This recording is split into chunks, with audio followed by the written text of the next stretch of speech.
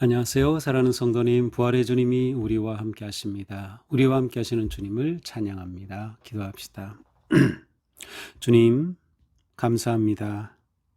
오늘도 주님의 은혜 안에서 저희의 삶이 평안하고 또 어떠한 삶의 위기와 어려움 중에도 오직 주님만을 바라보며 또한 주님의 말씀을 붙잡고 승리의 길을 걸을 수 있도록 인도하여 주시옵소서. 매일매일 주시는 말씀이 생명의 양식이 되어서 저희들의 영혼을 살찌우고 또 저희들의 믿음이 든든하게 진리 위에 세워지는 복된 은혜의 시간 되게 하여 주시옵소서. 예수님 이름으로 기도합니다. 아멘. 오늘 말씀은 마태복음 12장 38절에서 50절까지입니다. 그때의 서기관과 바리새인 중 몇 사람이 말하되 선생님이여 우리에게 표적 보여주시기를 원하나이다. 예수께서 대답하여 이르시되 악하고 음란한 세대가 표적을 구하나 선지자 요나의 표적밖에는 보일 표적이 없느니라. 요나가 밤낮 사흘 동안 큰 물고기 뱃속에 있었던 것 같이 인자도 밤낮 사흘 동안 땅속에 있으리라.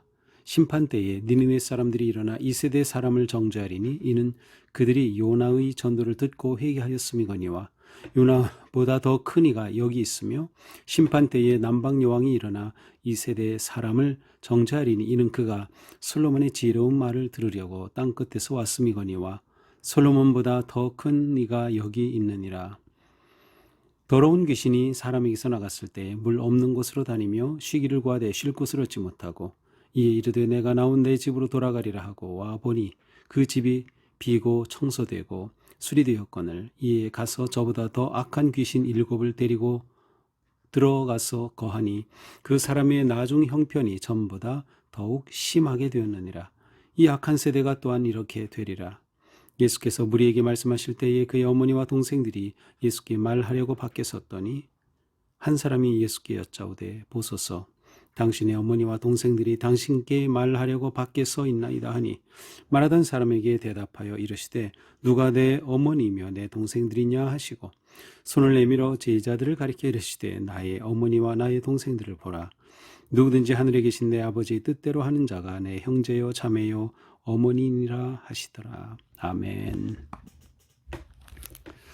자, 지금 이제 마태복음 우리가 지금 12장을 보고 있는데요. 11장, 12장에서는 계속 이제 예수님과 그 대적자들이 충돌하는 모습을 보여줍니다. 대표적으로 바리새인들이 있죠.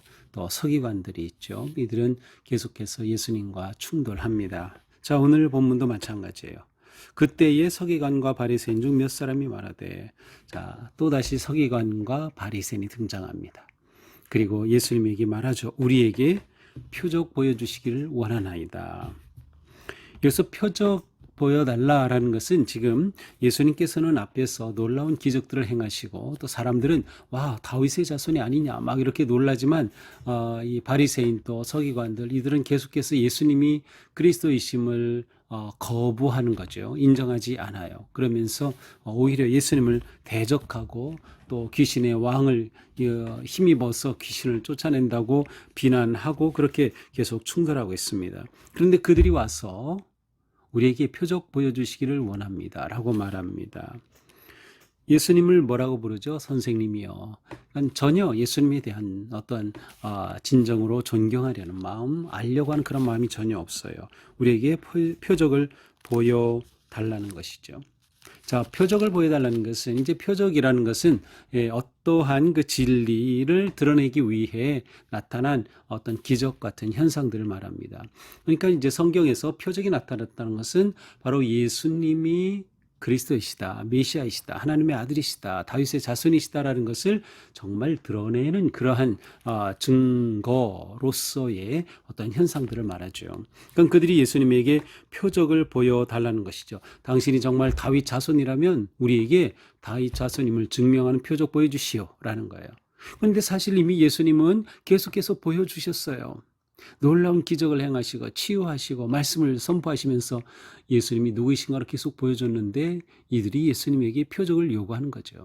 그러니까 정말로 이들은 예수님을 알기 위해서 혹은 정말 예수님을 배우기 위해서가 아니었어요. 무엇인가 예수님에게서 트집을 잡고자 하는 것이죠. 이미 예수님을 보고도 예수님이 행하시는 놀라운 일들을 보고도 믿지 않는 이들이었어요. 메시아가 오셨으나 인정하지 않고 영접하지 않은 이들이죠. 따라서 예수님은 이들에게 이렇게 대답하셔요. 악하고 음란한 세대가 표적을 구하나 선지자 요나의 표적밖에는 보일 표적이 없느니라. 자, 예수님은 이들을 가리켜 악하고 음란한 세대라고 말합니다. 악하고 음란한 세대에는 하나님을 저버린 이스라엘 백성의 상태를 말합니다. 그러니까 지금 서기관과 바리새인은 비록 그들은 종교 지도자들로서 대단한 권위를 누리는 것 같지만 정작 그들은 하나님을 저버린, 오히려 하나님을 대적하는 그러한 상황에 빠져 있는 겁니다. 그래서 그들을 가리켜 음란하고 악한 세대라고 말해요. 그러시면서 그들에게 요나의 표적밖에는 보일 표적이 없다라고 말씀하십니다. 요나의 표적, 우리 잘 알죠. 요나는 이제 구약에 나오는 소선지자 가운데 한 명인데, 이 요나는 하나님께서 니느웨에 가서 회개를 선포하라라고 했는데, 그렇게 가서 선포하면 니느웨 사람들이 회개하고 돌이켜 하나님의 심판이 중단되고 그들이 구원을 받을 거가 싫었어요. 그래서 하나님의 명령에도 불구하고 다시스로 가는 정반대 방향으로 가는 배를 타고 간 거죠. 그러나 하나님께서 요나를 가만두지 않으시죠. 풍랑을 일으키시고 결국 그가 바다에 던져지고 큰 물고기가 그를 삼켜서 3일간 물고기 뱃속에 있다가 토해져 다시 해변으로 나오죠. 그리고 나서 요나는 니느웨로 가서 회개를 선포하였습니다. 그때 니느웨 사람들은 요나의 첫 번 외침에 즉각적으로 반응하여서 온 백성들이 임금을 물론 심지어 동물들까지도 베옷을 입히면서 그렇게 회개 운동이 일어났던 그 사건이지. 요나의 표적. 자, 그런데 예수님이 여기서 요나의 표적밖에 보일 게 없다라고 하신 이유는 요나가 물고기 뱃속에 사흘간 있었다고 하는 그 사실과 연결이 됩니다. 그래서 40절에 보니까 요나가 밤낮 사흘 동안 큰 물고기 뱃속에 있었던 것 같이 인자도 밤낮 사흘 동안 땅 속에 있으리라. 땅 속에 있으리라. 자, 사흘 동안. 요즘 세대들은 이 사흘이란 말을 잘 몰라요. 한동안 이 인터넷에서 이 젊은 세대가 사흘을 4일로 잘못 알고 있는 거죠. 하루 이틀 사흘인데 사흘 하면 4일로 잘못 알고 있는 요즘 젊은 아이들이 너무 많아요. 우리 거의 정말 잊혀지는 그러한 상황이죠. 자, 어쨌든 이렇게 사흘이라고 하는 것이 예수님과 연결이 되죠. 어떻게 연결이 됩니까? 예수님은 사흘 만에 죽으시고 부활하셔요. 그래서 요나가 물속에 뱃속에 있었던 것처럼 예수님은 사흘간 무덤에 계시죠. 바로 이것을 예수님 빗대어서 말씀하신 거예요. 그러니까 예수님은 이미 예수님의 죽으심과 부활에 대해 모든 것들을 다 알고 계시며 그 사명을 향해 나아가죠.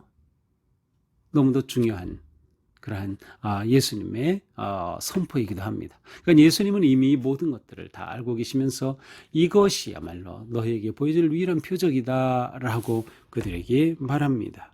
심판 때에 남방 여왕이 일어나 이 세대 사람을 정죄하리니 이는 그가 솔로몬의 지혜로운 말을 들으려고 땅 끝에서 왔음이 이거니와. 자, 예수님께서는 솔로몬보다 더 큰 이가 여기 있다라고 말씀하시면서 솔로몬 시대에 남방 여왕이 왔었죠. 바로 스바 여왕인데 이 스바 여왕은 그 남방에서 왔는데 바로 예멘입니다. 지금의 예멘으로부터 와서 솔로몬에게 와서 솔로몬의 지혜에 감탄하고 막 그런 일이 있었어요. 이 솔로몬의 지혜 앞에 감탄했던 그 스바 여왕이 더 일어나서 이 세대 사람을 정죄할 정도로 이 세대가 그렇게 악한 세대가 되었다는 것이에요. 예수님은 요나보다 더 큰 이가 여기 있다고 말씀하시면서 나는 요나보다 더 크다. 여기서 더 크다라는 이 표현은 마태복음에서 굉장히 중요한 개념입니다. 왜냐하면 이 마태복음은 예수님을 드러냄에 있어서 더 큰 분으로 나타냅니다. 모세보다 더 큰 분, 앞에 우리가 본 것처럼 성전보다 큰 이가 여기 있다. 성전보다 큰 분, 선지자보다 큰 분, 솔로몬 왕보다도 더 큰 분. 사실 예수님은 비교하여 더 크다는 의미보다는 그들보다 크다는 것은 가장 위대하신, 비교할 수 없으시 위대하신 분이라는 뜻을 말하죠. 하나님의 아들이시니까요. 하나님이시니까요. 바로 예수님은 그것을 드러내는 거예요. 그러시면서 한 이야기를 하시죠. 더러운 귀신이 사람에게서 나갔어요. 그래서 나가서 귀신이 자기가 거할 곳을 찾다가 찾지 못하고 다시 와보니까 자기가 원래 살았던 이 집이 아주 깨끗하게 수리가 되었어요. 그래서 옳거니 하고 자기도 들어오고 다른 모든 악한 귀신 7이나 데리고 들어와서 거기에 딱 자리 잡게 되었다라는 거죠. 그래서 이 사람이 나중 형편이 더 심각해졌다. 자, 그러니까 여기서 이 집이 청소됐다는 것은 그 사람의 내면을 말하는 것을 알 수 있어요. 무슨 의미죠? 예수님께서 오셔서 복음을 선포하시고 기적을 행하시고 능력을 행하시고 이 모든 것들을 통해 하나님의 나라가 임하고 하나님의 나라를 사람들이 보게 되었어요. 복음의 놀라운 은혜를 누리게 됐어요. 예수님의 임재하신 가운데 그들이 거룩한 세대가 되는 놀라운 은혜의 자리에 초대를 받았는데 불행하게도 그렇게 깨끗이 수리된 그 안에 아무것도 없는 겁니다.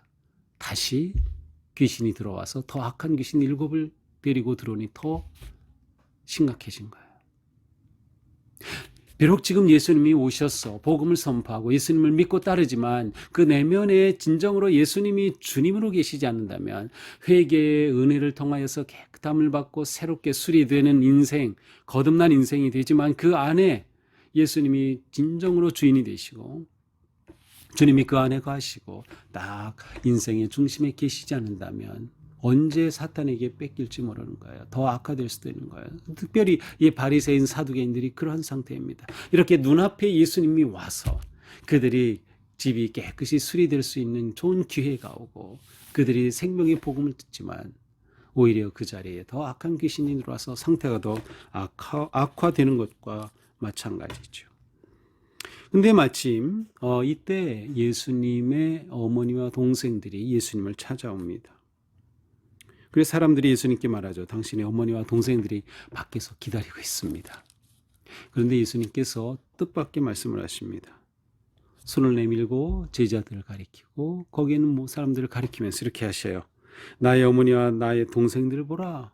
누구 보고 하는 거예요? 제자들을 가리키시면서 사람들을 가리키면서 나의 어머니와 나의 동생들을 봐라.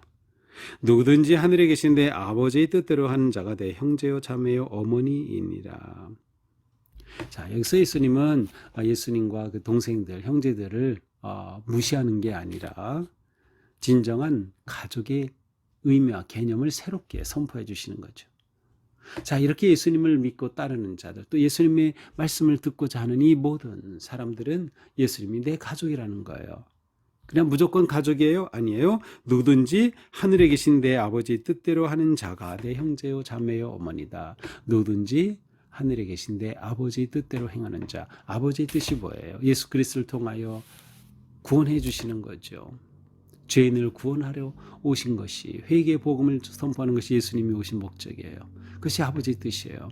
그래서 예수님이 선포하는 이 복음을 받아들이고 믿고 영접하는 것이 아버지의 뜻인데, 바리새인 서기관들처럼 오히려 예수 그리스도를 대적하고 다투고 반항하고 비판하는 것이 아니라 정말 아버지의 뜻대로 행하는 자, 복음을 받아들이고 예수 그리스도를 구세주로 믿고 구원의 길을 걷는 자, 바로 주님의 진짜 가족이다 라고 말씀해 주십니다. 자, 이것이 오늘의 말씀이죠. 자, 오늘 말씀을 보면서 우리에게는 예수 그리스도의 죽으심과 부활이 충분한 표적이다. 우리는 더 바랄 게 없어요. 우리는 신앙생활하면서 예수님의 부활과 기적, 나를 위해 십자가에서 죄를 대신 지시고 돌아가신 대속의 죽으심과 부활하심으로 우리에게 영원한 생명을 주신 주님의 그 놀라우신 은혜, 그 부활의 역사, 그것으로 우리에겐 충분합니다. 바리새인과 사두개인들처럼 어떠한 바리새인과 서기관들처럼 어떠한 표적을 우리가 더 구할 필요가 없는 거죠. 이미 우리에게 가장 중요한 표적이 나왔어요. 우리도 자칫 엉뚱한 표적을 자꾸 구하면서 신앙생활에 시간을 허비할 수가 있어요. 아니에요. 예수님의 부활과 우리를 위한 십자가의 은혜로 충분하다. 그것으로 충분하다라고 하는 것이죠. 또한 우리는 거룩한 세대가 되어야 한다라는 것이에요. 거룩한 세대가 되어야 한다. 이 세상에 악하고 음란한 세대가 아닌 거룩한 세대, 바로 예수님을 마음에 모신 세대, 예수님을 내 인생의 주님으로 모신 세대, 예수님만이 내 구세주가 되심을 믿고 찬양하는 세대가 되는 것이죠. 진정한 제자의 삶을 살아가는 그러한 세대, 우리가 이러한 세대가 되어야 됩니다. 우리가 그런 세대가 되므로 또한 다음 세대에도 계속해서 이와 같은 거룩한 믿음의 세대를 이어가야 하는 것이죠. 또한 우리는 예수 가족이다라고 하는 거죠. 우리는 예수 가족이에요. 우리 얼마나 신앙생활하는 것이 행복합니까? 신앙생활하는 것이 얼마나 즐겁습니까? 서로 정말 격려하고 사랑하고 축복하면서 이 안에 보면 다 용서하고 받아주죠. 근데 우리가 이러한 예수 가족이 되어 함께 살아갈 때 정말 나를 내려놔야 돼요. 내 욕심, 내 이기심, 내 자랑, 내 주장 이런 것도 내려놔야 돼요. 이거에 사로잡히면 정말 내가 나를 낮추고 다른 사람을 내 인생 안에 맞아들이고 환영하고 그렇게 되지 못합니다. 그렇지 않으면 우리 안에 갈등이 생기고 시기하게 되고 미워하게 되고 이것은 예수 가족의 모습이 아닙니다. 진정한 예수 가족의 모습은 진정한 예수님의 사랑을 함께 나누고 예수 그리스도의 십자가로 끈끈하게 연결이 된 거죠. 내가 아니라 다른 사람을 더 생각하고 위해서 기도하고 격려하고 세워주는 것. 그래서 우리 안에 어떤 갈등과 다툼이 일어나서는 안 되는 거예요. 물론 그런 일이 없을 수는 없겠지만 그때마다 우리는 성령님의 인도하심과 지혜로 주님을 의지하는 그런 마음으로 또한 사랑의 마음으로 다 이겨 나아가야 하는 거죠. 이렇게 우리가 예수 가족이 되고 거룩한 세대가 되고 오직 예수 그리스도의 십자가만을 의지할 때 오늘도 우리의 삶은 주님의 은혜 안에서 승리하는 거룩하고 복된 삶이 될 줄 믿습니다. 기도하겠습니다. 주님, 오늘도 주신 말씀을 붙잡습니다. 저희에게 주님의 십자가의 은혜와 그 부활의 능력으로 충분합니다. 더 다른 그 무엇을 찾으려고 헤매거나 그렇게 인생을 낭비하지 말게 하여 주옵소서. 이미 우리에게 보여주신 완벽한 표적 예수 그리스도의 사랑과 그 능력을 붙잡고 주님을 내 삶의 중심의 주인으로 모시고 주님 따르는 거룩한 세대가 되게 하여 주시옵소서. 오늘도 우리의 삶이 믿음의 가족들을 서로 위에 생각하고 기도하고 또 아직도 예수님을 믿지 않은 내 가족이 있다면 정말 예수님을 믿어 진정한 예수 가족이 될 수 있도록 우리에게 지혜도 주시고 용기도 주시고 또 복음을 전하고자 하는 열정과 헌신도 베풀어 주시옵소서. 예수님 이름으로 기도합니다. 아멘. 네, 오늘도 주님의 은혜 안에서 우리 삶이 이처럼 거룩하고 행복한 예수 가족으로 살아가기를 축복합니다. 사랑합니다.